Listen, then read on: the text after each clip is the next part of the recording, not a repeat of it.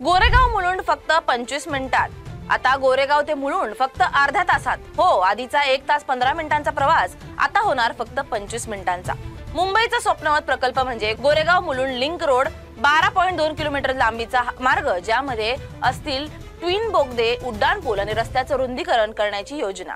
पश्चिमेचा गोरेगाव थेट जोडला जाणार पूर्वेच्या मुलुंडशी। यामुळे JVLR, LBS मार्ग, घाटकोपर, बोरवली सारख्या रस्त्यांवरची कोंडी मोठ्या प्रमाणात कमी होईल।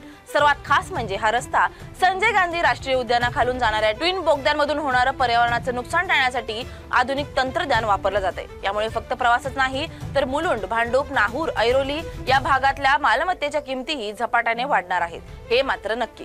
सध्या बोगद्यांसाठी लागणारी यंत्रसामग्री जपानहून आली आहे आणि काम जोमाने सुरू आहे। प्रकल्प ऑक्टोबर 2028 पर्यंत पूर्ण होणार असून म्हणजेच काही वर्षांनी गोरेगाव ते मुलुंड फक्त अर्ध्या तासात प्रवास होणार आहे।